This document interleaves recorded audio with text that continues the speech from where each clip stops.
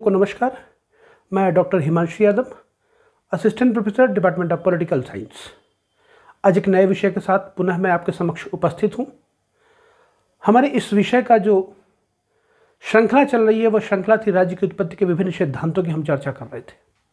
जिन सिद्धांतों के पहले सिद्धांत की हम चर्चा कर चुके थे राज्य की उत्पत्ति का दैवी सिद्धांत, उसके पश्चात हमने जो चर्चा की थी वो राज्य की उत्पत्ति के शक्ति के सिद्धांत पर। उसी क्रम में जब हम आगे बढ़े थे तो परिवार का सिद्धांत या पितृसत्तात्मक और मातृसत्तात्मक दोनों सत्ताओं की हमने बात कर ली थी।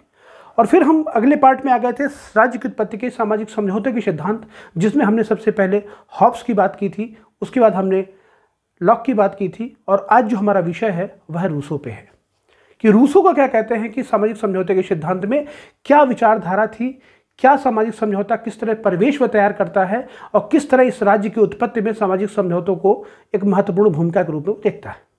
तो यह जो हमारा विषय है, एक्चुअली जो सामाजिक अनुबंध की बात करेंगे, इन विचारों की जो आप बात करेंगे, यह रूसो के लिए अत्यंत महत्वपूर्ण हो जाता है।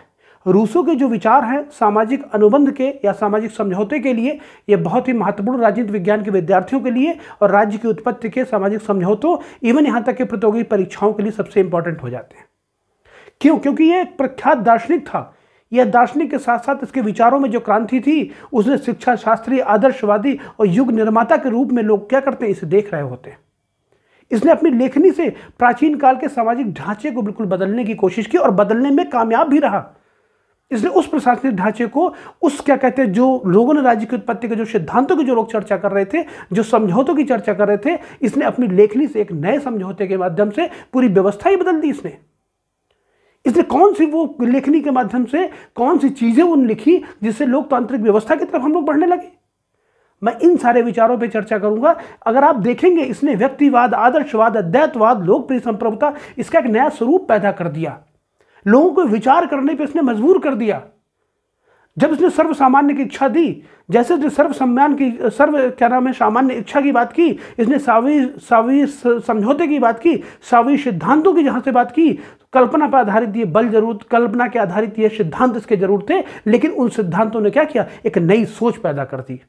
और वो सोच का परिणाम है जो आज आप लोकप्रिय संप्रभुता की बात करते हैं, विधि की बात करते हैं, सामाजिक स्वीकृति की बात करते हैं। प्रशासन में जो क्रांति लाने का जो श्रेय जाता है, किसको जाता है?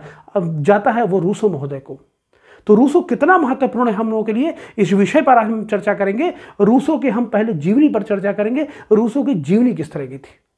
मैंने पहले बताया कि हर जो राइटर आएगा, जो लेखक, जो दार्शनिक होगा, वो अपनी क्या होगा, परिस्थितियों से प्रभावित होगा। वो किन परिस्थितियों में रह रहा था, उन परिस्थितियों का प्रभाव उसके ऊपर किस तरह पड़ता है, वो मैं बताऊंगा कि रूसो 1712 में जब पैदा होता है तो किस तरह की क्या सामाजिक व्यवस्था थी, किस परिवेश में जीवन यापन कर रहा था, उस परिवेश में रहते हुए उनने किस सिद्धांतों का निर्माण किया और उन जिन सिद्धांतों को उसने चर्चा की, उन सिद्धांतों उसने राजनीति शास्त्रियों के लिए क्या किया, एक नया विषय तैयार कर दिया, एक नई सोच का दायरा तैयार कर दिया। उसने वो क्रांतिकारी परिवर्तन लाया। उसने पूरे जो प्राचीन काल का जो ढांचा था लोगों का, जो पढ़ने का, समझने का, लिखने का, उसने वो सारे के सारे ध्वस्त कर दिया। एक नया पैरामीटर उसने, नया डायमेंशन उसने तैयार कर दिया, जिस डायमेंशन पे हम आज पॉलिटिकल साइंटिस्ट बात करते हैं। तो आइए हम लोग सीधे क्या कहते हैं, उसके जीवन परिचय पे हम बात करते हैं कि यह व्यक्ति कहाँ से पैदा हो रहा है। आपने दोनों की चर्चा मैंने की थी, लॉक की और मैंने हॉब्स की। दोनों लोग इंग्लैंड में पैदा हुए थे। दोनों की परिस्थितियों से मैं आपको वाकिफ करा चुका हूं। और अब जब इनकी परिस्थिति की हम बात करेंगे, 1712 ईस्वी में जब ये पैदा होते हैं जिनेवा में। लेकिन सवाल देखिएगा, ध्यान से सुनिएगा। अगर यह सवाल पूछा जाता है कि वह कहां पे पैदा हुआ था, आपका आंसर होगा जिनेवा। लेकिन वो कहां का रहने वाला था, अगर यह सवाल आता है प्राइमरी एग्जामिनेशन में, अगर पूछा जाता है, प्रेम से पूछा जाता है, तो आपका आंसर होना चाहिए फ्रांस। तो ध्यान रखिएगा, पैदा कहां हुआ था? जिनेवा में। मूलतः रहने वाला कहां का था? रहने के लिए वासिंदा कहां का माना गया? फ्रांस का माना गया। देखिए, जन्म इसका 1712 ईस्वी में जिनेवा में हो रहा है और बहुत ही गरीब घर से था ये। गरीब घर का मतलब है कि इसके जो पिताजी थे वो एक घड़ी साज थे, घड़ी की दुकान पे काम करते थे। आइजक के नाम से वो जाने जाते थे। माता का देहांत इसके बचपन में हो गया था।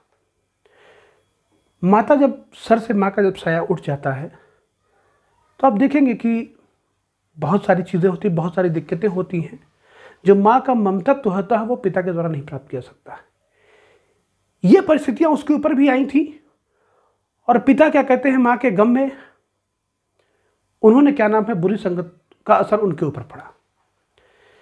पिता के ऊपर जब इस तरह का संगत का असर पड़ा तो बेटे के ऊपर स्वाभाविक सी बात थी, बेटे के ऊपर पड़ना ही था।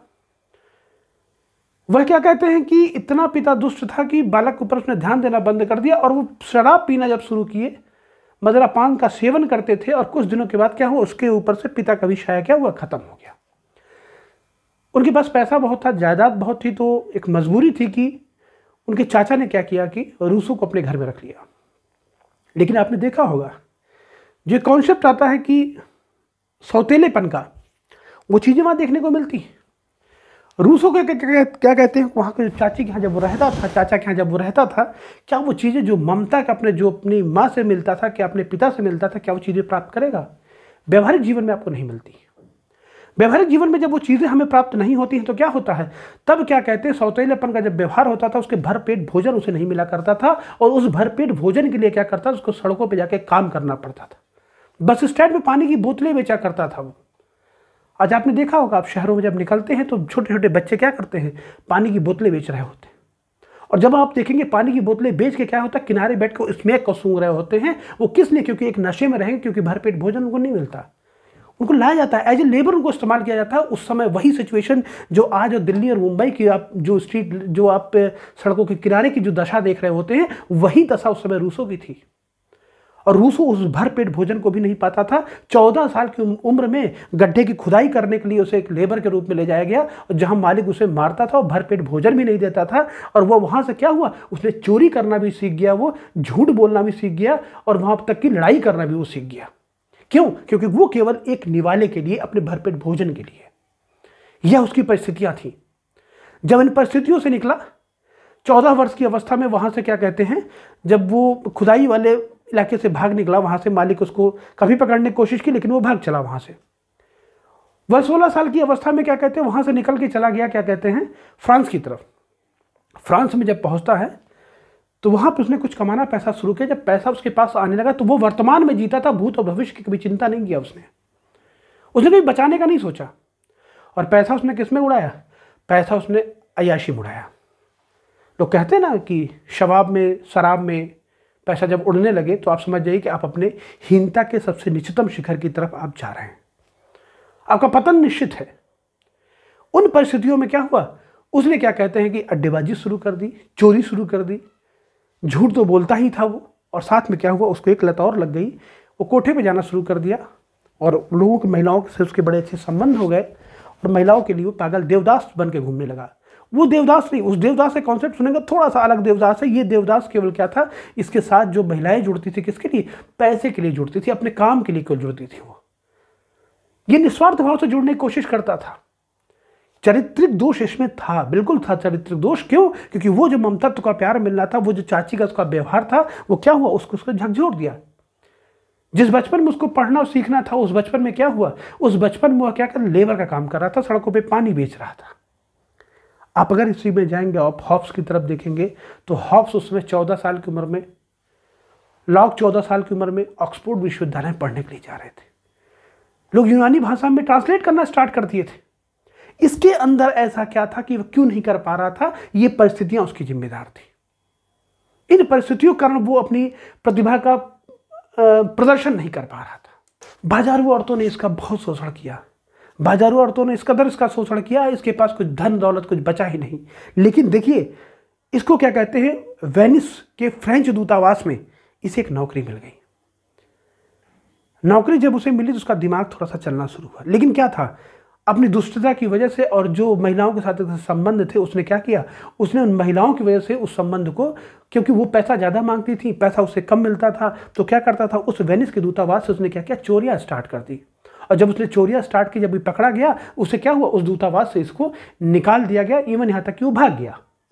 जब वहाँ से निकल के आता है, रूसो आवारा था, पीड़ित था, प्रताड़ित था। इन सभी चीज़ों के होने के साथ साथ क्या था कि रूसो को उसने जीवन को बहुत करीब से देखा था। सुख और दुख का उसने क्या किया था, बहुत ही करीब से अनुभव किया था। वो एक तरह का, वो जब निकला तो उसने कहा कि मैं आवारा हवा का झोंका हूं, आ निकला हूं पल दो पल के लिए। इस तरह की चीजें उसके मन में देखने को मिली। उसने कभी धर्म की बात नहीं की, क्यों? क्योंकि कोई भी धर्म उस समय चोरी चमारी या इस तरह के कर्म कुकृत्य करने के लिए कोई भी धर्म में कहीं कोई स्थान नहीं था। तो वो कहीं ना कहीं उसके दिमाग में जो चल रहा था उस समय यही चल रहा था कि यह जो व्यवस्था है, इस व्यवस्था में कुछ ना कुछ तो गड़बड़। सुबह की बात थी, अगस्त का महीना था, बैठ के वो एक जगह चाय पी रहा था।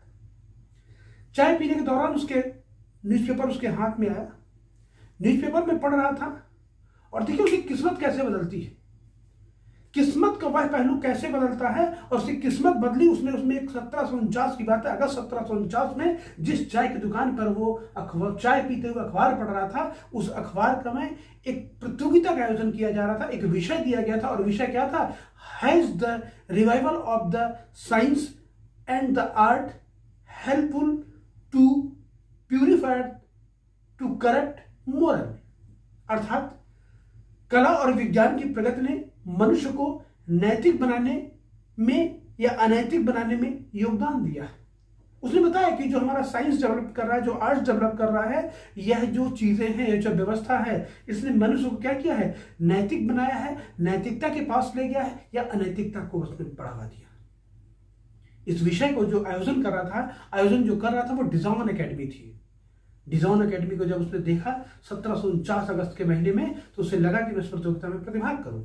क्यों? क्योंकि उसने क्या नाम है, अपने पीड़ित का, अपने अकेलेपन का, अपने हर पहलू को उसने क्या किया था? एहसास किया था। जब थका हारा वो जब वहां से निकल के आया था वो वेनिस से, तो उसको ये एहसास था कि मैं कुछ नया कर सकता हूं। और जिसने मनुष्य की मनुष्यता को और नैतिकता को जिसने एहसास किया हो, वो उस बारे में ज्यादा अच्छा लिख सकता है।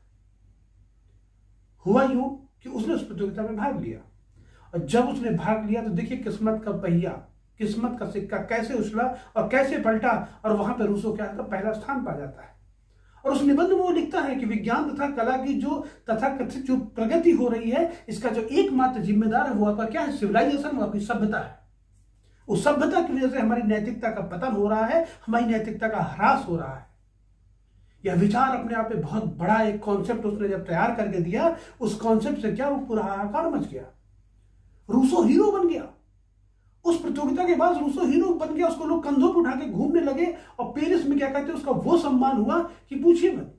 लेकिन जैसे पेरिस में सम्मान होना शुरू हुआ, क्योंकि रहता तो वहीं था, तो हुआ क्या कि वहां की जो भद्र महिलाएं थी, महिलाओं को मैं भद्र नहीं कहूंगा, लेकिन उस सिचुएशन में कहूंगा कि जो उस समय महिलाओं का जो व्यापार हुआ था, देह व्यापार जिसमें वो संलिप्त हो गया था, उस देह व्यापार की महिलाओं ने क्या किया? फिर से क्या नाम है, नजदीकियां बनाना शुरू की। लेकिन वह रूसो अब नहीं था।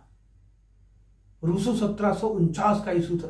रूसो आज 1749 ईस्वी का रूसो था, और उसके क्या था? उसके जीवन में सारे परिवर्तन आ चुके थे। उसने महिलाओं को छोड़ दिया। अगर आज के संदर्भ में अगर आप देखें और इन परिस्थितियों से अगर आप गुजर रहे हो तो आप मीटू आपके ऊपर लग जाता, आप बच नहीं पाते। लेकिन उसमें मीटू नहीं था, इसलिए रूसो क्या करते हैं? बच गए। रूसो कोई दिक्कत नहीं आई। रूसो क्या करते हैं? अपनी सफलता की सीढ़ी पे आगे बढ़ गए। रूसो के अंदर का साहित्य, रूसो के अंदर का दार्शनिक अब जग चुका था। वो पढ़ने के लिए लालायित होने लगा। उसे लगा कि मैं कुछ अब नया लिख सकता हूं। क्यों? क्योंकि पेरिस में जिसको सम्मान मिला था, और जब किसी आवारा पीड़ित या क्या नाम है प्रताड़ित व्यक्ति को जब कभी सम्मान मिलता है, जब उसे प्रेम की निगाह से देखते हैं, जब आप उसे सहयोग के भाव से देखते हैं, तब क्या होता है? उसके जीवन में आमूलचूल परिवर्तन होता है। यह आपने भी एहसास किया होगा। जब कोई सवाल आपसे कोई समस्या अगर होती है, उस समस्या में कोई अगर अपना कोई आके आपके पीठ पे हाथ रख के अगर पूछता है कि क्या समस्या है मुझे बताइए आप, तो आपको लगता है कोई मुझे अपना पूछ रहा है। यही सेम कंडीशन क्या थी? रूसो की थी। क्यों? क्योंकि रूसो आवारा जीवन, बिल्कुल भूख प्यास के बारे तड़पता हुआ जीवन, गंदगी का जीवन जी रहा था। और उस जीवन में 1749 को उस पेरिस ने जिसको सम्मान दिलाया, उस निबंध ने जो उसको सम्मान दिलाया, रूसो का कायाकल्प हो गया। रूसो के अंदर का जो इच्छा थी, रूसो के अंदर का जो साहित्य था, रूसो के अंदर का जो दर्शन था, वो क्या? वो उसका व्यक्तित्व जग उठा, और उसका विकास जो होना था वहां से दिखना शुरू हुआ कि अब रूसो के अंदर कुछ परिवर्तन है। एक बार जिंदगी में उसके और करवट होती है। करवट होती कब है? सन 1754 में वही डिजाइन एकेडमी फिर से क्या कहते हैं, एक प्रतियोगिता के, एक निबंध प्रतियोगिता का आयोजन करता है। और इस बार जो उसका विषय होता है वो लिखता है कि मनुष्यों में जो विषमता है, जो उत्पन्न होने का जो कारण है, वह क्या प्राकृतिक कानून है? वह क्या प्राकृतिक कानूनों में पाया जाता है? इस विषय पर जब प्रतियोगिता का आयोजन किया गया, तो क्या हुआ कि रूसो ने भी इस प्रतियोगिता में भाग लेने गया। लेकिन रूसो जीत नहीं पाया। रूसो जीत नहीं पाया, उसकी असफलता नहीं थी। रूसो ने एक्चुअली इसलिए ना जीत पाने का रूसो का रीजन ये था कि रूसो ने उस समय जो निजी संपत्ति थी, उस समय जो तत्कालीन जो फ्रांस में जो कृत्रिम जीवन पे कठोर प्रहार जो हो रहे थे, उसका उसने क्या सचित्र वर्णन कर दिया। क्यों? क्योंकि उसके अंदर दार्शनिक जो जीगा था वह इनाम जीतने के लिए नहीं कर रहा था, वह किसी राज सत्ता का समर्थन करने के लिए नहीं कर रहा था। क्यों? क्योंकि उसने तो अपनी मानवीयता को उसने जगाया, और मानवीयता को जगाने का उसने क्या किया, जो उस समय फ्रांस की जो तत्कालिक व्यवस्था थी, उस व्यवस्था को मद्देनजर रखते हुए उसने क्या किया, अपनी बातों को कह दिया। और जब कोई बात सही लिखी जाती है, जब कोई बात उस समय सही जब लिखी जाती थी, क्यों? क्योंकि राजतंत्र के लोग ही थे, वही लोग थे उसको देखने वाले, वही लोग उसको क्या नाम प्रसारित करने वाले थे। जब उनके खिलाफ अगर आप लिखेंगे तो क्या होगा, आप जब उनके खिलाफ लिख रहे होंगे तो आप क्या वो चीज आप पा पाएंगे? नहीं पा पाएंगे। वही उनके साथ भी हुआ। जब इनके साथ ये घटना घटती है तो क्या होता है, तब वहां से निकल कर क्या होता है, 1754 में पुनः जनेवा की राह पकड़ते हैं, और वह कैथोलिक प्रोटेस्ट का क्या कहते हैं, वहां पर जाकर वो समर्थन करते हैं, और जनेवा इनको क्या करता है, जनेवा गणतंत्र की नागरिकता इनको क्या करता है, प्रदान कर देता है। पहली बार गणतंत्र की नागरिकता जनेवा इनको प्रदान कर रहा है। इसलिए कभी कभी जब सवाल पूछा जाता है कि मूलतः रहने वाले कहाँ के, तो फ्रांस के थे, जन्म कहाँ हुआ था, जनेवा में हुआ था। जीवन को बहुत लंबे समय तक न कर पाने के कारण तो पुनः क्या कहते हैं, पेरिस की यात्रा फिर से करना उसने प्रारंभ कर दिया। पेरिस के साथ उसका सब वो लगाव था कि दिल है कि मानता नहीं। फिर भाई साहब वहां से निकले, और वहां की विख्यात लेखिका एक हुआ करती थी मदान एपने। उनसे उनकी बात हुई, उन्होंने कहा कि ठीक है आप आ जाओ, और यहाँ पर आपको मैंने रहने खाने की भी व्यवस्था कर देता हूँ। तो पेरिस के निकट एक जगह है, उसका नाम था मॉन्ट मैरेंसी। उस जगह पर क्या किया उन्होंने, वो लगभग पेरिस से नियर अबाउट लगभग 450 से 500 किलोमीटर की दूरी पे था, और वहां पर उसने क्या किया, उनका रहने और खाने की व्यवस्था कर दी। वह जो जगह था वो बिल्कुल वीरान सुनसान, और केवल वहां पे जंगलों के बीच में, एक तरह से कहिए कि प्रकृति की गोद में, पेरिस की कृत्रिम जिंदगी से वो हट के क्या हुआ था, उस पेरिस की जो प्राकृतिक जिंदगी थी उसके बीच में वो विचरण कर रहा था। जैसा कि कभी कभी मेरे साथ भी होता है, मैं बहुत यहाँ की लाइफ से जब मैं ऊब जाता हूँ तो मैं यहाँ से पहाड़ों पे जाता हूँ, पहाड़ों में छोटा सा मेरा घर है, वहां जब मैं जाता हूँ तो मुझे वहां जो प्रकृति का जो नेचर है वो देख के मुझे बड़ी आत्मीयता, बड़ी ही खुशी होती है। और तब वहां पर आपके मन में दार्शनिक विचार, साहित्यिक विचार, बहुत सारे विचार आपके उत्पन्न होते हैं। वही चीज वो पेरिस की चकाचौंध की जिंदगी छोड़कर क्या हुआ था, वो चकाचौंध की जिंदगी छोड़कर उस मॉन्ट मैरेंसी के जंगलों में जाकर क्या कहते हैं, निवास करने लगा था। जो कि वहां की लेखिका थी मदान एपने ने वहां पे क्या कहते हैं, सारा इनको अरेंजमेंट कर दिया था, लिखने पढ़ने की वहां पे व्यवस्थाएं करा दी थी। और जब आदमी थका हारा होता है, दर दर की ठोकरें खाता है, खाना बदोश के जीवन से निकल चुका हो, खाना बदोश का जीवन जी रहा होता है, लोग उसके ऊपर तमाम सारे आरोप प्रत्यारोप लगा रहे होते हैं, और जब उसको एकांत समय मिलता है और दार्शनिकता की तरफ जब बढ़ता है तो क्या करते हैं, वो कुछ झकझोर देने वाला ऐसा कुछ कंक्रीट देता है समाज को कि समाज उसको पढ़ने के लिए मजबूर हो जाए। उस जंगल में उसने 3 रचनाओं को उसने लिखा। एक था लॉक नॉवेल हेलोस, और दूसरा उसका द इमाइल, तीसरा उसका था सोशल कॉन्ट्रैक्ट। यह 3 चीजें जब वो लिखता है तो एक हाहाकार मच जाता है उस पेरिस पे, और वो इतना फेमस होता है कि वह बिल्कुल चर्चा का विषय बन जाता है। और द इमाइल जो उसकी जो रचना थी, उस रचना ने तो फ्रांस में क्रांति ला दी।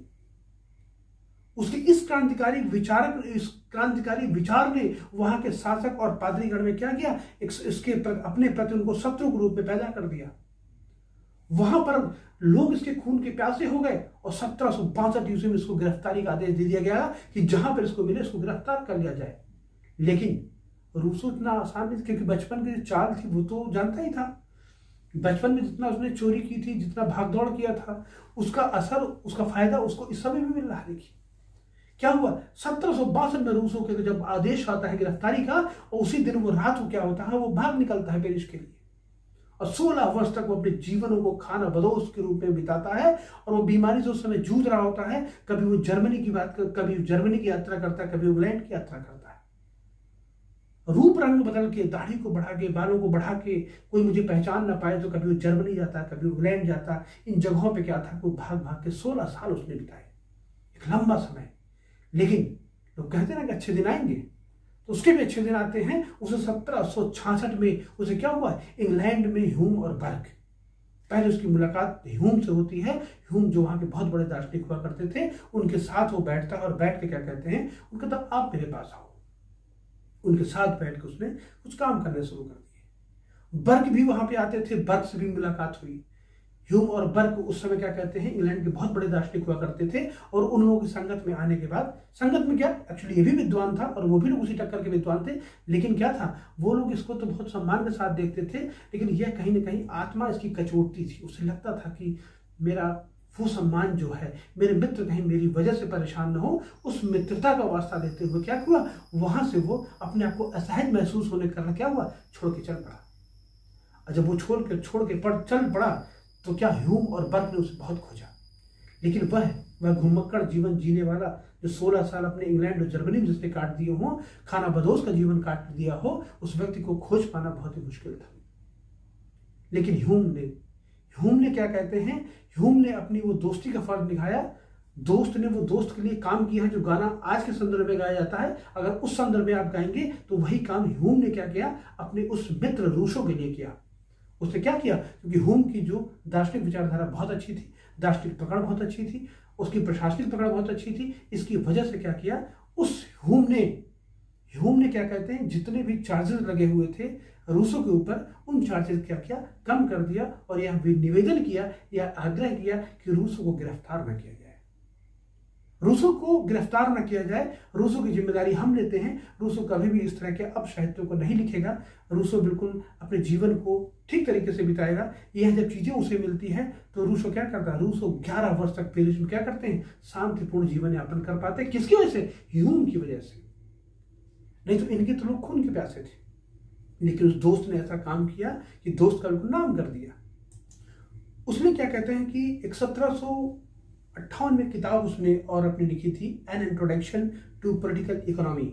यह किताब उसकी बहुत चर्चा का विषय रही, और उस समय उसका कन्फ्यूशियस, डायलॉग्स, रिवराइज जैसे तमाम सारे महत्वपूर्ण ग्रंथों की क्या की, इसने रचना की। 11 वर्ष उस पेरिस में रह गए। यह एक दोस्त ने उसको एक माहौल दिया था, उस दर्शन को पुनः जीवित किया था, उस दार्शनिक आत्मा को पुनः जीवित किया था। उसी का ये असर था क्या, उसकी 3 रचनाएं उसने बाद में 11 वर्ष की अवस्था में, कन्फ्यूशियस जो कि बहुत चर्चा में रही, डायलॉग बहुत चर्चा में रही, और उसी में क्या नाम है, एक चर्चा रिवराइज जो होती है, वो भी उसकी बहुत चर्चा का विषय रही।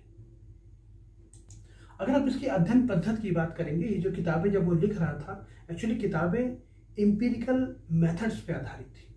वो अनुभूत जो उसकी अनुभव के आधार पे, अनुभव मूलक पद्धति के आधार पे क्या कहते हैं, उन साहित्यों का निर्माण कर रहा था, उस दार्शनिक किताबों का निर्माण कर रहा था। हम कहते हैं, उसको शुरुआत में मैंने बताया था, कोई धर्म से उसका ताल्लुकात नहीं था, लेकिन मरते समय, मरने के क्षण में अगर आप देखेंगे, अंतिम समय में जब वो था, तो उसने क्या किया, उसने यूनानी, रोमन, काल्विन जैसे धार्मिक जो वहाँ की मान्यताएं थी, उन मान्यताओं क्या किया, उसने पढ़ा, उनकी प्रासंगिकता को उसने स्वीकार किया। और यह जो पुण्य आत्मा थी, 2 जुलाई 1779 1779 को वो 66 वर्ष की अवस्था में उसकी आंखें बंद हो जाती हैं, उस दार्शनिक की आंखें बंद हो जाती हैं, और वो दर्शन जो उसने उस समय लिखा था, उस दर्शन को हम आज तक पढ़ते हैं, उसके सोशल कंटेंट को आज तक पढ़ते हैं। उसके हम अब चर्चा करेंगे, उसके जो विचार थे, उसके जो मूल विचार थे, मानव स्वभाव कैसा था, प्राकृतिक अवस्था कैसी थी, इसके आधार पे उसने जो समझौते किए, क्यों कहता है बैक टू नेचर, इन विषयों पे हम चर्चा करेंगे। तो बहुत ज़्यादा समय न लेते हुए सीधे हम आते हैं ब्लैक बोर्ड पे। आइए हम लोग सीधे विषय पर आते हैं, अपनी चर्चा हम लोग शुरू करते हैं। देखिए, रूसो के बारे में हम लोग क्या क्या पढ़ेंगे। रूसो के बारे में हम लोग 3-4 चीज़ें हैं। हम लोग मानव स्वभाव का अध्ययन करेंगे, हम लोग प्राकृतिक अवस्था का अध्ययन करेंगे, प्राकृतिक अवस्था का अध्ययन करेंगे, समझौते की आवश्यकता क्यों पड़ी, आवश्यकता क्यों पड़ी, समझौता क्या होगा, समझौता क्या होगा, इसकी आलोचना पढ़ेंगे और इसके महत्व को देखेंगे। देखिए, इतनी चीज़ तो हम बेसिक चीज़ें आपसे डिस्कस करेंगे। अगर क्या कहते हैं कुछ चीज़ें आपको और भी इसमें मिलेंगी, कुछ चीज़ें और का मतलब है कि जैसे हम रूसो की सामान्य इच्छा, इस पर भी बात करनी होती है, लेकिन रूसो की सामान्य इच्छा की बात हम यहाँ पर नहीं करेंगे, क्योंकि जब मैं पर्टिकुलर वेस्टर्न पॉलिटिकल थॉट में आपको रूसो पढ़ा रहा हूँगा तो वहाँ पे रूसो की सामान्य इच्छा, उसके आदर्शवाद की भी हम बात करेंगे, सामान्य इच्छा की बात करेंगे, संप्रभुता की बात करेंगे, तो बहुत सारे उसमें जो न्याय सिद्धांत उसका है, बहुत सारी चीज़ें मैं आपको वहाँ पे डिस्कस करूँगा। यहाँ पर लेकिन हम जब राज्य की उत्पत्ति के सामाजिक समझौतों की जब चर्चा करते हैं तो हमारे इतने ही सेगमेंट्स होते हैं, इतने ही सेगमेंट्स में हम क्या करते हैं, बात करते हैं। देखिए, अगर हम पहली बात करें मानव स्वभाव के बारे में, अगर आप बात करेंगे कि उस समय का मानव स्वभाव कैसा था। देखिए, मैंने कहा ना कि परिस्थितियाँ जो होती हैं व्यक्ति के विचार वहीं से निकलते हैं। आपको मैंने बताया कि पहले वो, उसके पिताजी घड़ी साज की दुकान पे थे, अच्छा जीवन यापन कर रहा था, मध्य परिवार से था, ठीक ठाक वो था। माता जब एक्सपायर करती है तो उसकी क्या होती है, परिस्थितियाँ धीरे धीरे क्या होती है, बदलना शुरू हो जाती है। तो आप गौर करिए, उसका कुछ ना कुछ तो जीवन अच्छा रहा होगा ना। तो वहाँ से जो स्टार्ट करता है, अगर मानिए वहाँ पे नहीं स्टार्ट हो, सपोज दैट मान लीजिए उस समय का जीवन उसका खराब था, लेकिन लास्ट का जीवन क्या होता है, अच्छा हो जाता है। तो मैं दोनों का कंट्राडिक्शन दिखाऊंगा कि दोनों में यह दिखाने की कोशिश करूंगा कि कैसे वो हॉब्स के करीब जा रहा है, कैसे वो लॉक के करीब जा रहा है। ये भी आप सिद्धांत देखिए। यहाँ पे देखिए होता क्या है कि यहाँ पे 1762 ईस्वी में यहाँ पे किताब लिखी जाती है, सोशल कॉन्ट्रैक्ट, सामाजिक समझौता किताब लिखी जाती है, सामाजिक समझौता किताब लिखी जाती है, सोशल कॉन्ट्रैक्ट इसको बोलते हैं। इस किताब में देखिए दो चीज़ें बात की गई और एक चीज़ और ध्यान रखिएगा, हम अगर हॉब्स की बात करें, लॉक की बात करें और बात करते हैं रूसो की, तीनों की अगर आप बात करेंगे, तीनों में कुछ चीज़ें बहुत कॉमन थी। एक तो अनुशासन और स्वतंत्रता। आप मुझे बताएं, यहाँ पे भी अनुशासन की बात करेंगे, यहाँ पे भी स्वतंत्रता की बात करेंगे, यहाँ पे भी अनुशासन की बात करेंगे और यहाँ पे भी स्वतंत्रता की बात करेंगे। गौर कीजिएगा आप लोग, अगर आप हॉब्स को, जब मैंने बताया था, अगर आप हॉब्स को जब पढ़ रहे थे तो आपने देखा था हॉब्स क्या कहते हैं, अनुशासन व्यवस्था को महत्वपूर्ण स्थान देता है, स्वतंत्रता को बहुत कम स्थान देता है। वह यह कहता है कि ऐसी शासन व्यवस्था बनाई जाए, निरंकुश राजतंत्र की स्थापना कर दी जाए जिसका विरोध ही संभव ना हो। इस तरह की बातें कौन कर रहे थे, हॉब्स महोदय कर रहे थे। लेकिन अगर आप जब जाएंगे, क्या नाम है, लॉक के पास जाएंगे, लॉक महोदय कह रहे थे कि स्वतंत्रता पर अत्यधिक बल दिया जाना चाहिए। यहां पर केवल आत्मरक्षा का अधिकार केवल दिया जा रहा है, ध्यान रखिएगा, आत्मरक्षा का ही केवल अधिकार दिया जा रहा है, वो भी न्यूनतम आत्मरक्षा का अधिकार दिया जा रहा है और पूरा बिल्कुल निरंकुशता के साथ वो शासन करेगा। लेकिन यहाँ वाली अगर स्थिति देखेंगे, यहाँ पे क्या है, एक सीमित शासन व्यवस्था की बात कर देते हैं, सीमित शासन व्यवस्था की बात करते हैं, स्वतंत्रता यहाँ पे देते हैं, अनुशासन को क्या करते हैं, वो राज्य के माध्यम से सीमित कराने की बात कर देते हैं। इसी में अगर आप जाएंगे, रूसो महोदय क्या कहते हैं, रूसो महोदय ने क्या किया, भाई बनी सी बात है, ए ने एक को मान लिया, बी दूसरे वाले ने बी को मान लिया, तो मैथमेटिकली कॉन्सेप्ट या ह्यूमन कॉन्सेप्ट के हिसाब से अगर आप कहेंगे या देखेंगे तो बनी सी बात, जो तीसरा वाला आएगा क्या करेगा, ए प्लस बी अपनी थियरी दे देगा। तो यहाँ पर देखिए रूसो ने क्या किया, सोशल कॉन्ट्रैक्ट जो उसने किताब लिखी थी 1762 ईस्वी में, उसने क्या किया कि अनुशासन और स्वतंत्रता दोनों में क्या किया, सामंजस्य करने की बात कर दी। और यही सामंजस्य क्या था, उसका वास्तविक रूप में समझौता था। देखिए जब आप पढ़ते हैं ना, तो अगर आप जो पहले आप पढ़ चुके उससे कोरिलेट के अगर आप करके पढ़ेंगे तो चीज़ें क्या होंगी, आपके रिकॉल हो जाएंगी, चीज़ें क्या होंगी, आपके साथ जुड़ती जाएंगी। तो यहाँ पे देखिए, ये मैंने बताया कि अनुशासन स्वतंत्रता की बात वो भी कर रहे हैं, अनुशासन स्वतंत्रता की बात ये भी कर रहे हैं, लेकिन कैसे अंतर है। अगर आप देखिए, मैं मानव स्वभाव की बात कर रहा था कि मानव स्वभाव कैसा, ये क्लियर हो गया आप लोगों को। देखिए उस समय के जो मानव स्वभाव की बात करता है, कुछ शब्द का इस्तेमाल करता है, वो कहता है कि रूसो के अनुसार जो आदिम मनुष्य का स्वभाव लगभग, ध्यान करिएगा शब्दों पे, पशुतुल्य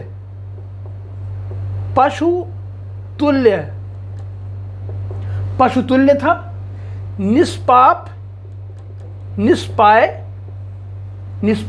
निष्पाप था।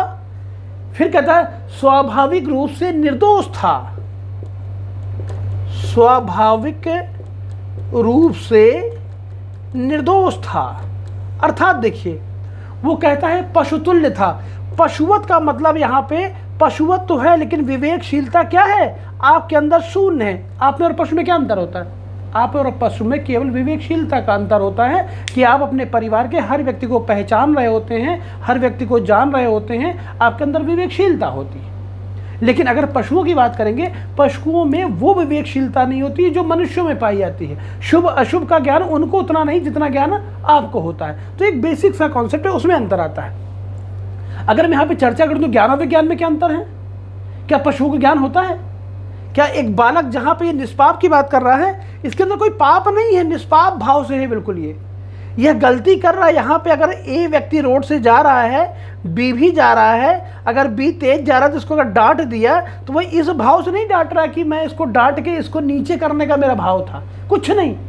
आप जा रहे हैं, आप उसको आगे निकल गए, धक्का मार के आगे निकल गए। हमारा कोई एक यथोचित कह लीजिए, कोई हमारा यथोचित कोई अभिप्राय नहीं था कि हम इस अभिप्राय या इस भाव से उसको परेशान या कष्ट दे रहे हैं, ऐसा कुछ नहीं था। हम अपना कार्य कर रहे हैं, आप अपना कार्य कर रहे हैं। यही तो पशुओं में होता है। जब जाते रहते हैं, कभी सिंह उधर घुमा दिया, कभी सिंह उधर घुमा दिया, आपको चोट लग गई, आपको चोट लग गई। यहाँ पर भी यही व्यवस्था थी। वो क्या निष्पाप भाव से थे, कोई मन में कोई पाप नहीं था किसी के, आपसी वैमनस्यता बिल्कुल नहीं थी। आपस में किसी ने कुछ कह दिया, उसने कह दिया, मार दिया, काम खत्म। लेकिन एक विवेक के आधार पर कि मैं इससे बदला लूंगा या बदले की भावना से, ऐसा कोई चीज़ यहाँ पे नहीं था। स्वाभाविक रूप से निर्दोष था। स्वाभाविक रूप से निर्दोष होने का मतलब है उसका स्वभाव बिल्कुल नॉर्मल पर्सन की तरह था। उसके अंदर छल कपट दम में कुछ था ही नहीं, बिल्कुल प्योर लाइफ वो जी रहा था। कहीं कोई उसके अंदर बनावटीपन उसके अंदर नहीं था। देखिए, इसी को उसने एक दूसरी लैंग्वेज में जो इस्तेमाल किया है, उसने कहा है कि वह नैतिकता के विचारों से रहित सहज भाव था।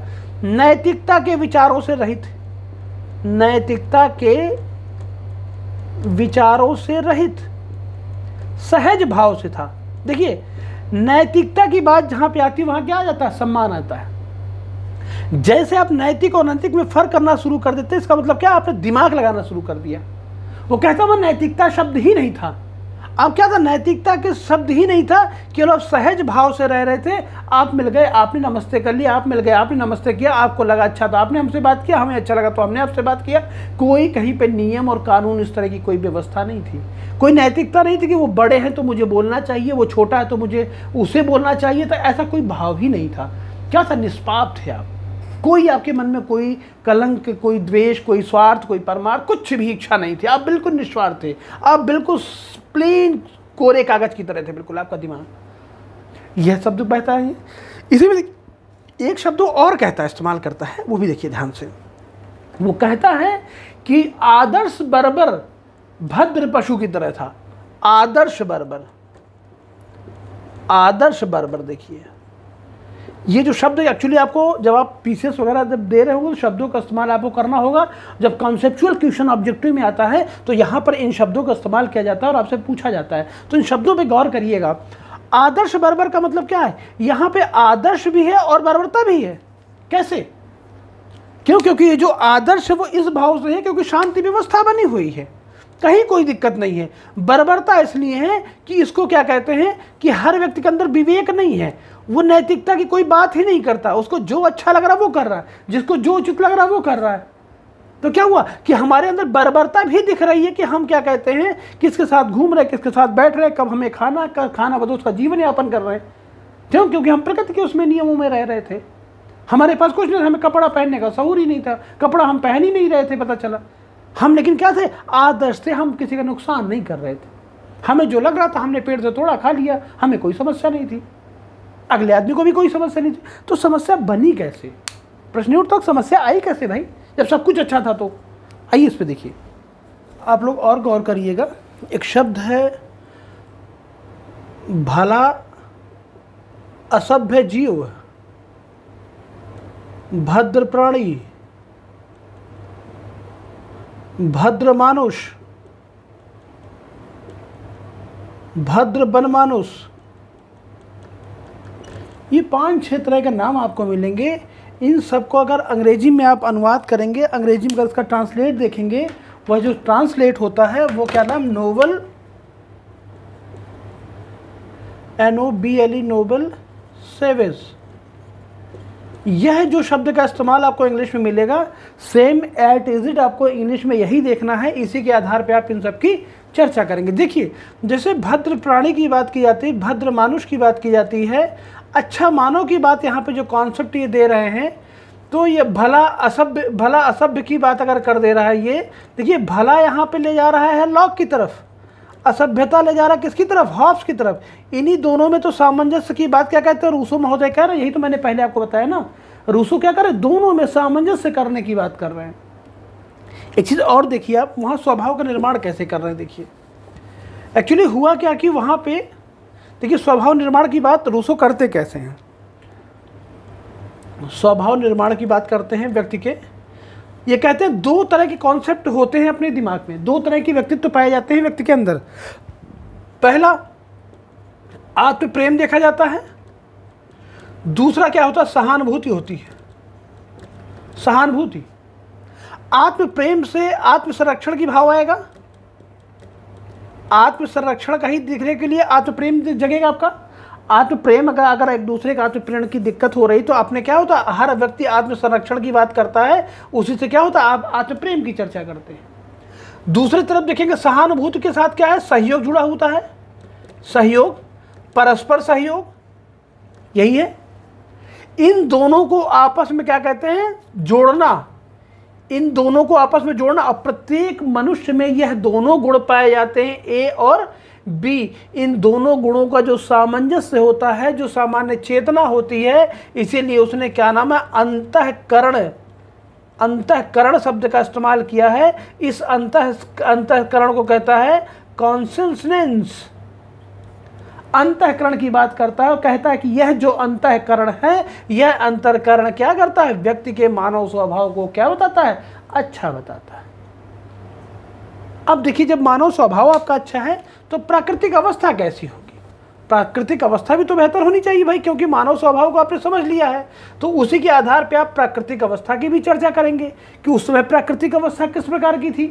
देखिए, प्राकृतिक अवस्था की जो चर्चा करता है, ये चर्चा करता है डिस्कोर्सेस ऑन इनइक्वालिटी। एक किताब लिखता है डिस्कोर्सेस ऑन इनइक्वालिटी। इस किताब में क्या कहते हैं, इस किताब में उसने लिखना जब शुरू किया तो उसने बताया, इस किताब में प्राकृतिक अवस्था की चर्चा करता है। उसमें कहता है ये उसकी जो प्राकृतिक अवस्था क्या है, उत्कृष्ट जंगली अवस्था, यही शब्द इस्तेमाल किया जाता है, उत्कृष्ट जंगली अवस्था। अब देखिए, उत्कृष्ट भी है, जंगली भी है। सभ्य जंगली हो गया कि नहीं, सर्वोच्च जंगली हो गया कि नहीं। जंगली व्यवस्था थी, जंगल में रहता था क्योंकि उसके पास कोई सभ्यता नहीं थी। सभ्यता ना होने पाने के कारण वो जंगली जीवन व्यतीत करता था, लेकिन वो क्या था, उत्कृष्ट था, उसमें सर्वोत्तम था। क्यों सर्वोत्तम था, क्योंकि लोगों के बीच में क्या था, एक दूसरे के साथ जुड़ाव था, उनके साथ क्या था, आत्म प्रेम था, सहानुभूति थी, परस्पर सहयोग था। इसकी वजह से क्या कर रहे थे, एक दूसरे के साथ वो जुड़े हुए थे। वो कहता है वह पूर्णता, स्वतंत्र और संतुष्ट और सुखी था। कहता है कि वो जो अवस्था थी वो क्या थी, पूर्ण स्वतंत्रता और संतुष्ट की अवस्था थी।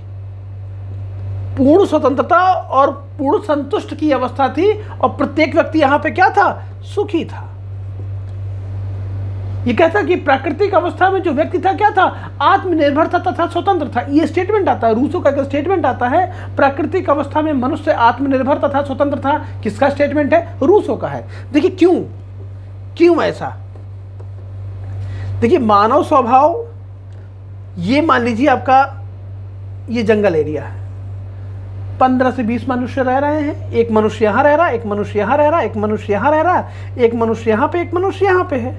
अगर यहाँ पे मनुष्य निवास कर रहे हैं, विचरण कर रहे हैं, तो कोई किसी को समस्या है, क्योंकि आपके पास खाने के लिए पर्याप्त व्यवस्था है, रहने के लिए पर्याप्त व्यवस्था है, जो मन में आ रहा है, पेड़ लगे हुए हैं, आप क्या कर रहे हैं, खा रहे हैं, पी रहे हैं, कोई समस्या नहीं।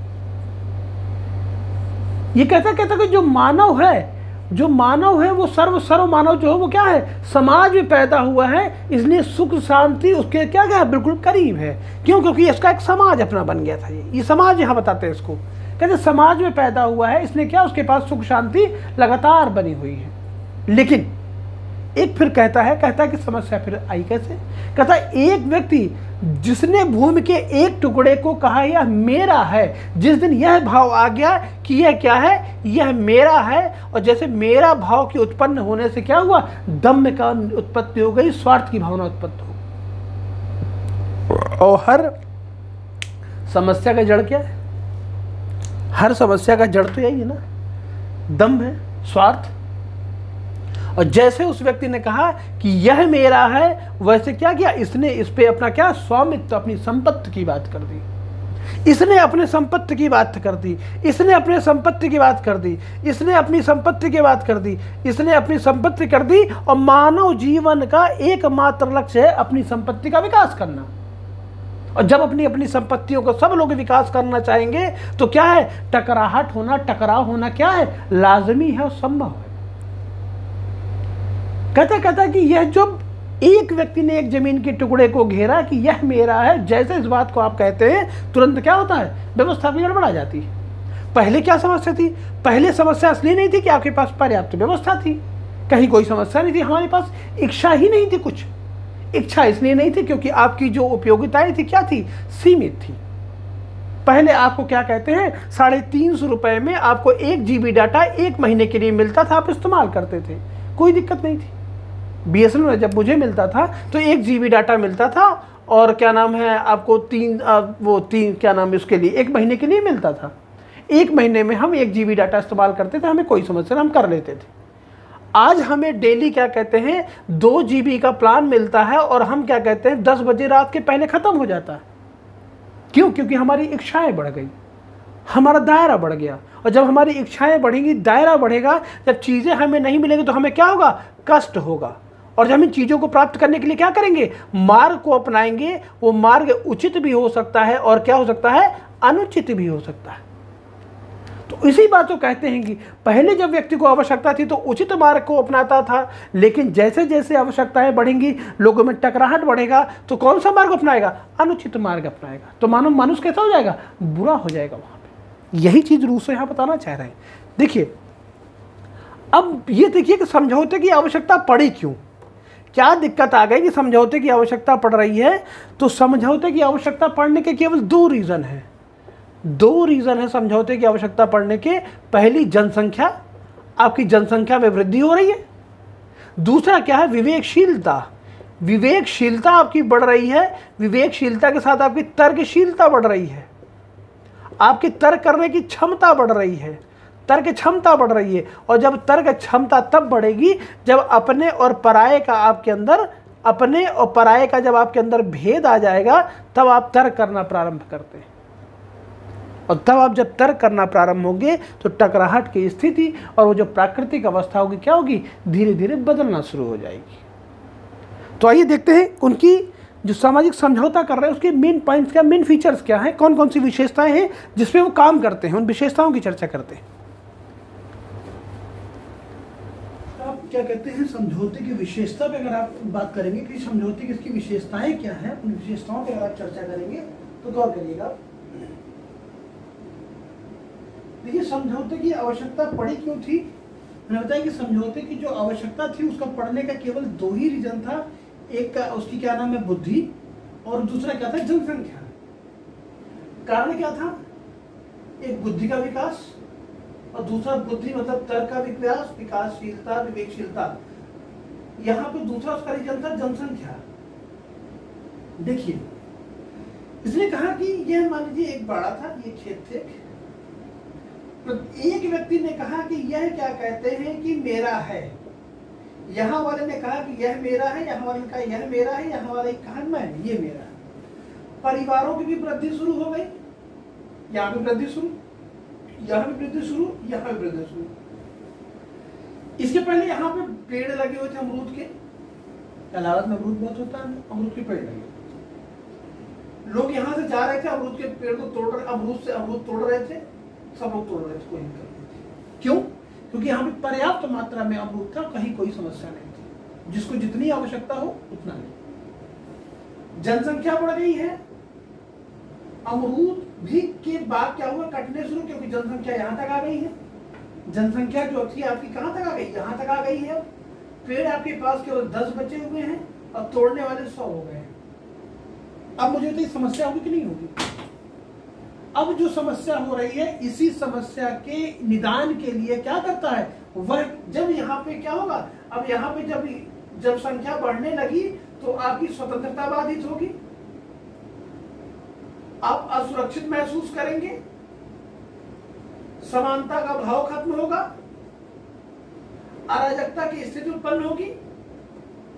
इन्हीं सारी चीजों को समाप्त करना ही तो हमारा उद्देश्य है, इन्हीं सारी चीजों को समाप्त करना ही तो इसका उद्देश्य है। अब देखिए कहता क्या, कहता कि जो समझौता है, इस समझौते में एक स्टेटमेंट इसका आता है कि जो समझौते के द्वारा सामान्य इच्छा पर, ध्यान दीजिएगा, बहुत इसको बहुत इत्मीनान से समझिए क्योंकि रूसो बहुत इंपॉर्टेंट है। समझौते के द्वारा सामान्य इच्छा, समझौते के द्वारा सामान्य इच्छा पर आधारित संपूर्ण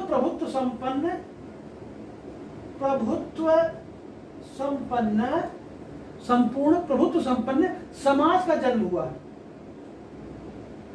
समाज का जन्म हुआ। यह वैसा कहता है। देखिए क्यों कह रहा है, देखिए कह रहा कि पहली चीज ध्यान दीजिएगा, यहां पे संप्रभुता की बात नहीं की, उसने प्रभुत्व संपन्न की बात की है, संपूर्ण प्रभुत्व संपन्न की बात की उसने, प्रभुत्व संपन्नता की बात कर रहा है ये, सामान्य इच्छा की बात कर रहा है ये, और समाज की बात कर रहा है। 3 चीजें बहुत इंपॉर्टेंट है आपके लिए। पहली सामान्य इच्छा, दूसरी संपूर्ण प्रभुत्व संपन्न, तीसरा समाज। देखिए यहां पर जैसे वो सामान्य इच्छा की बात करता है, व्यक्ति के अंदर 2 तरह की इच्छाएं होती हैं, एक यथार्थ इच्छा होती है, एक आदर्श इच्छा होती है। एक आपकी यथार्थ इच्छा होती है, एक आपकी आदर्श इच्छा होती है। 2 तरह की इच्छा होती है बेटा। जो यथार्थ इच्छा होती है यह आपकी स्वार्थी इच्छा होती है, और यह जो होती है कैसी होती है, परमार्थी इच्छा होती है। यह भी कैसी परमार्थी इच्छा का मतलब क्या है, जन कल्याणकारी, जन कल्याणकारी इच्छा। जन कल्याणकारी इच्छा का मतलब क्या है, लोक कल्याणकारी इच्छा या कल्याणकारी इच्छा। जनता के कल्याण की बात ही तो आप कर रहे हैं। ये कैसी इच्छा होगी, ये आदर्श इच्छा के योग का होगा, ये आदर्श इच्छाओं का योग होगा। यहाँ पे क्या है, यहाँ पे स्वार्थी इच्छा है। स्वार्थी इच्छा क्या होगा, अपने हित की बात करेगा हमेशा। एक तो टर्मिनोलॉजी ये होगी, इसी को दूसरे शब्दों में आप समझिए, और पे थोड़ा सा टिपिकल कभी कभी पूछ लिया जाता है, इसलिए थोड़ा सा मैं आपको और समझाने की कोशिश कर रहा हूं। एक होता है तात्कालिक इच्छा और एक होता है तात्विक इच्छा। तात्कालिक इच्छा का मतलब होता है जो तत्काल उत्पन्न हो जाए। तात्विक इच्छा का मतलब कि जो आपके अंतरात्मा का जो तत्व है उसके माध्यम से जो उत्पन्न हो। तो ज्यादा टिकाऊ कौन सा है, ये अंतरात्मा के तत्व से जो उत्पन्न हो रहा है। हल्का कौन पड़ेगा, तात्कालिक इच्छा। तात्कालिक इच्छा क्या होती है, स्वार्थी इच्छा होती है, तुरंत आती है, तुरंत क्या होती है, खत्म होती है इसमें। एक तो ये पाया जाता है इसमें। अगर इसमें एक चीज आप और देखेंगे, गौर करिएगा, एग्जाम्पल से समझाता हूं और अच्छा समझ जाएगा। एग्जाम्पल ये है कि एक फ्रिज है, ये फ्रिज है, आप स्कूल से लौटे हैं, स्कूल से आप आ गए हैं, आपने फ्रिज खोला, एक बाउल में इसमें कटोरे में गुलाब जामुन रखा हुआ है। अब भाई और बहन 2 लोग थे, भाई सो रहा था, आप स्कूल से आई हैं, आपने क्या नाम है आए हैं, आपने फ्रिज खोला, देखा तो उसके अंदर क्या कहते हैं, एक रसगुल्ला रखा हुआ है बाउल में। आपके अंदर 2 तरह की इच्छाएं आएंगी। पहली इच्छा आएगी कि इसको हम पूरा सटक ले, पहले तो खाने अभी, एक इच्छा ये आएगी। दूसरी इच्छा आएगी कि एक काम करते हैं, इसको आधा खा लेते हैं और आधा भाई के लिए रख देते हैं। एक इच्छा और आपके अंदर आएगी कि इसको अभी रहने देते हैं, जब भाई जग जाएगा तब हम दोनों लोग मिल के खाएंगे। अब मुझे बताइए अच्छी इच्छा कौन सी है?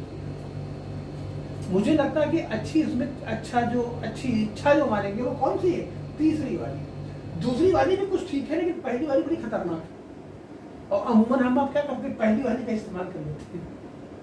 पहली वाली ही इच्छा का इस्तेमाल भरपूर तरीके से करते हैं, जो कि गलत है। हमें हमेशा तीसरी इच्छा या दूसरी इच्छा में से किसी एक का चयन करना चाहिए। तो तीसरी जो इच्छा है, तीसरे प्रकार का जो चयन है, वो सर्वोत्तम चयन है। ये जो सर्वोत्तम चयन है, इसी को कहता है ये सामान्य इच्छा है।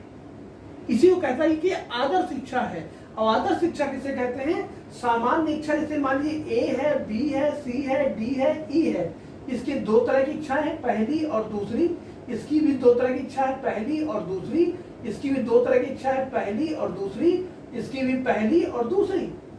पहली वाली इच्छा है आपकी क्या नाम? यथार्थ इच्छा है। दूसरी वाली आपकी आदर्शवादी इच्छा है।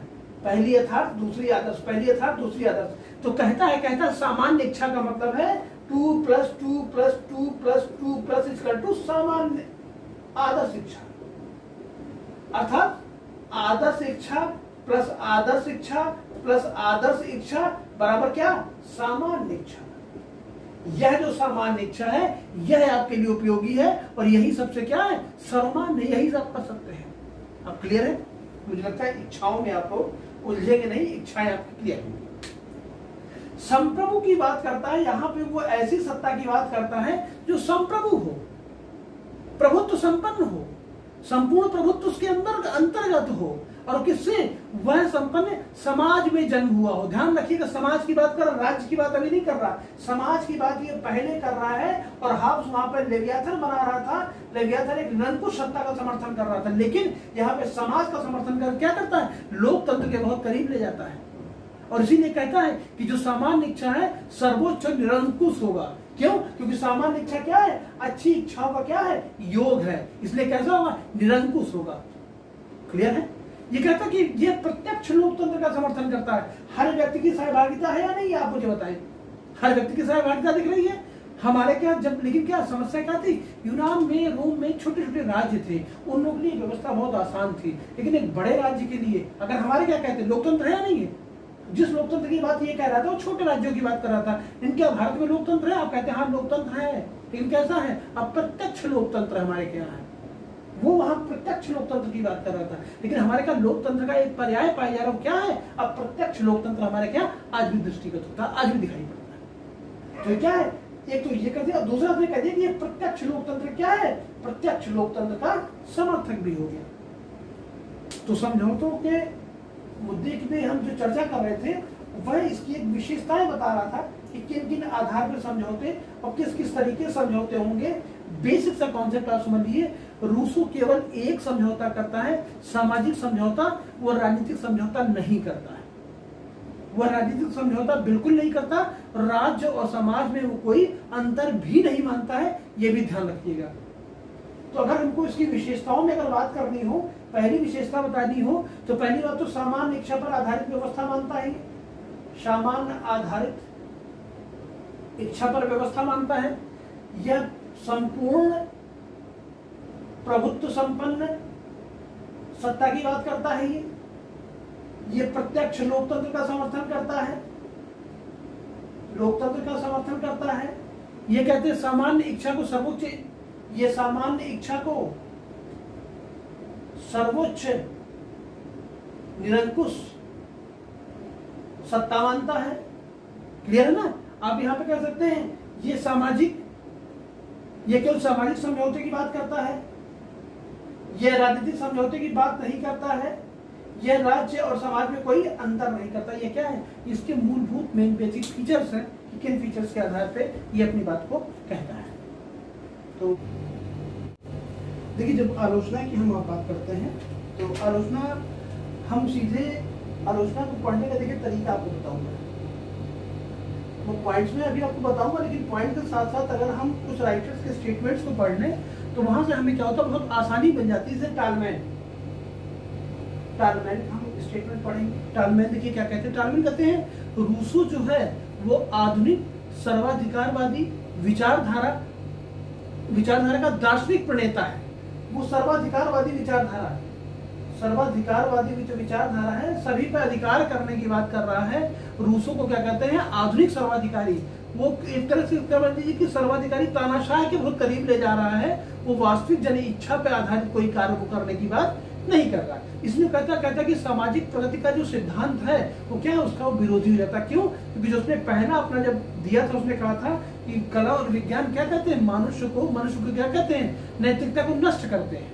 क्या स्टेटमेंट उसका सही था? ये बिल्कुल गलत था स्टेटमेंट। क्यों? क्योंकि वो खुद ही अपने सिद्धांत में क्या है, ये प्रगतिशीलता को रोकता है। वर्तमान समय में अगर आप देखेंगे, आधुनिक विचारधारा में अगर आप देखेंगे, तो साइंस और कला, विज्ञान और कला ने क्या किया है, मनुष्य में उत्तरोत्तर विकास किया है, उसके उत्तरोत्तर विकास को बढ़ाया है। दूसरा चीज अगर आप देखते हैं, निरंकुशता को दे देता है। निरंकुशता की बात करता है, ये कहता है इतनी सारी इच्छा जोड़ दे रहा है, इतनी सारी इच्छा के साथ समाज का निर्माण कर रहा है, राज्य का निर्माण कर रहा है, इसको विरोध करने का अधिकार नहीं है।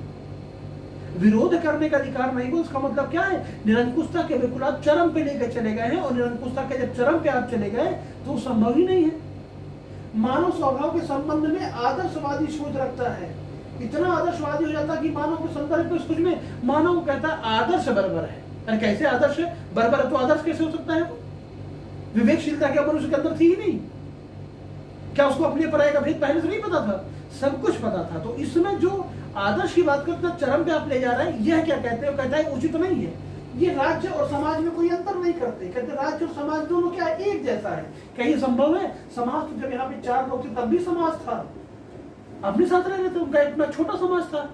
तो क्या यहाँ राज्य की स्थापना क्यों नहीं? फिर एक ऐसे जैसे सदिच्छाओं का योग हुआ तो समाज की उत्पत्ति हुई और समाज के साथ साथ राज्य की उत्पत्ति हो गई। कैसे भाई? क्या यहाँ पे लोग एक समान नहीं रह रहे थे? यहाँ जनसंख्या कम थी तो क्या लोग अपने एक दूसरे से विचार अपने आपस में आदान प्रदान नहीं कर रहे थे? क्या जब वो अवरोध तोड़ने जा रहा था क्या एक दूसरे से बातचीत नहीं करते थे? तो कैसे मानने के राज्य समाज क्या कहते हैं एकाएक उत्पन्न हो रहा है इसका? ये कहता है कि व्यक्ति की स्वतंत्रता का कोई अस्तित्व ही नहीं है। कहता है कि ये जब इसके अंतर्गत आ गए तो आप स्वतंत्र हो ही नहीं सकते। अरे भाई आप स्वतंत्र नहीं हो सकते, इसकी रिस्पॉन्सिबिलिटी किसकी है? रिस्पॉन्सिबिलिटी अगर इस अंग से अगर ये हाथ अलग हो जाएगा, क्या ये अंग हमारा पूर्ण रहेगा? नहीं रहेगा। अंग के हाथ के कट जाने से अंग के ऊपर असर तो नहीं पड़ेगा, लेकिन कुछ तो असर पड़ेगा कि नहीं पड़ेगा?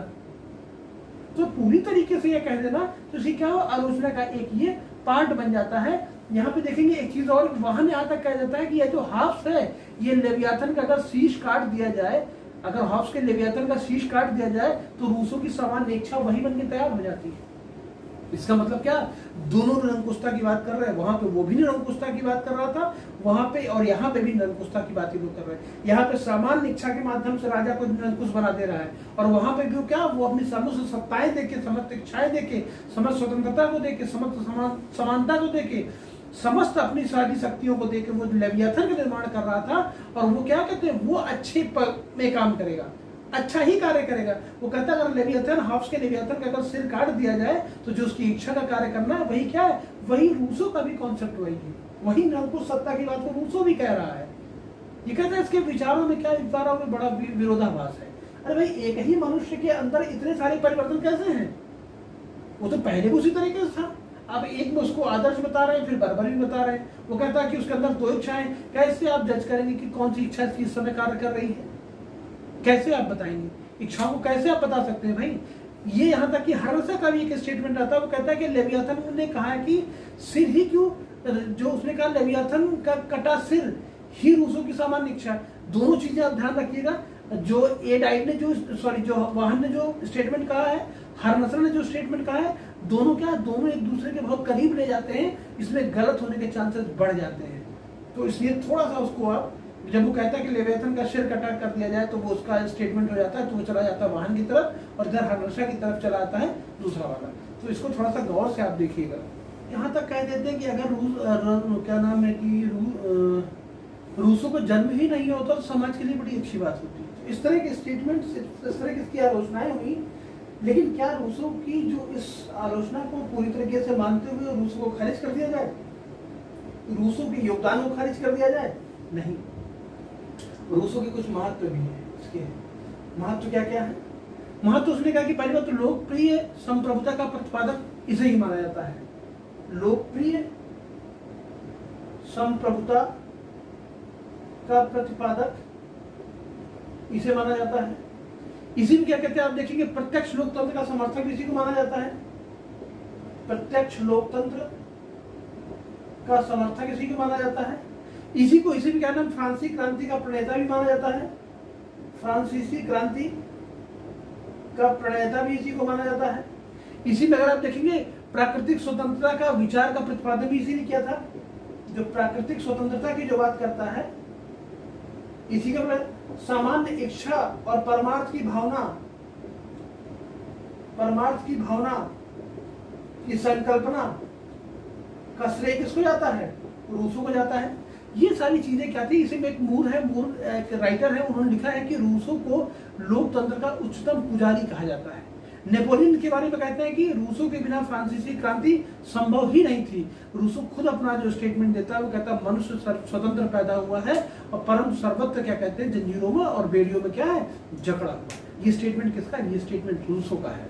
तो मैंने आपको बताया कि मूरे, नेपोलियन, रूसो, ये तीनों लोग इसके महत्व को डिसाइड करते हैं। और देखिए एक चीज आपको बता दूं कि कारण क्या था, एक चीज और आप सुन लीजिए जब आप चर्चा कर रहे हैं हम आपको।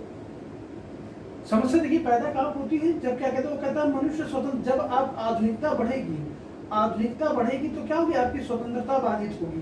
कैसे, आपका यह मकान था, कच्चा मकान था और आपके पास कोई सुख सुविधाएं उसमें नहीं थी। आप आते थे सीधे इसके अंदर एंट्री कर जाते थे, आप आते थे एंट्री कर जाते थे, आप आते थे एंट्री कर जाते थे। लेकिन जैसे आपके घर में यहाँ मार्बल लग गया, आपके यहाँ पर्दे लग गए, एसी लग गया आपके यहाँ बड़ा सा, और बहुत सारी व्यवस्थाएं, डोरमैट आपके पास पड़ गया। अब कोई जब व्यक्ति आता है, अब आपका चप्पल पहन के जब क्या अंदर जाने के पहले आप उसे रोकेंगे, आप बाहर नहीं देते हैं कि क्या कहते हैं, कृपया जूते चप्पल यही उतारें। आप क्यों, क्योंकि उसकी स्वतंत्रता बाधित हो रही है, उसकी जो इच्छा थी वो बाधित हो रही। क्यों, क्योंकि आधुनिकता ने क्या किया है, उसको जगड़ना शुरू कर दिया है। इसीलिए क्या कहते हैं, आप देखते हैं मनुष्य को स्वतंत्र पैदा हुआ था, लेकिन सर्वत्र जंजीरों में जगड़ा, कहीं ना कहीं उसके साथ क्या था, अब वो जंजीरों में जगड़ता जा रहा। उसने कहता है गो बैक टू नेचर, जैसे वो कहता है कि प्रकृति की ओर लौटो। और प्रकृति की ओर लौटने का मतलब क्या था, इस आधुनिकता को छोड़ के पुनः उसी कच्चे मकान की तरफ रहने के लिए चले जाओ, जहाँ पे मानव क्या था, सुख शांति और परमार्थ की इच्छा से क्या कर रहा था, जीवन यापन कर रहा था। यह उसकी इच्छा थी, यह वह चाहता था और इसकी वो डिमांड कर रहा था, इसी चीज को मांग रहा था। मित्रों, आज मैं आशा करता हूँ कि जो आज का मेरा जो विषय था, जिस विषय पे मैंने आपसे अभी बात की है, रूसो के उन सारे तमाम आयामों पे मैंने चर्चाएं की हैं, उसके मैंने क्या नाम, जीवन परिचय से लेकर उसकी मनुष्य का स्वभाव, प्राकृतिक अवस्था, उसके समझौते होने का कारण, समझौता, उसकी विशेषताएं, उसकी आलोचनाएं, उसके महत्व। तो मुझे लगता है आपको काफ़ी कुछ इसमें मार्गदर्शन मिला होगा। मैं लास्ट स्लाइड पे उसकी कुछ किताबों के बारे में, उसके कुछ स्टेटमेंट्स के बारे में आपसे मैं जिक्र करूँगा। लास्ट स्लाइड आप लोग देख लीजिएगा। डिस्क्रिप्शन बॉक्स में मैं कुछ मैटर्स होंगे उस पर मैं अपलोड कर दूँगा, आप लोग वहाँ से कुछ पा सकते हैं। और मुझे लगता है कि आप लोगों के लिए बहुत ही लाभदायक लेक्चर रहा होगा। अगला जो विषय के साथ मैं पुनः आपके लिए उपस्थित होऊंगा, तब तक के लिए बहुत बहुत धन्यवाद आपको। नमस्कार।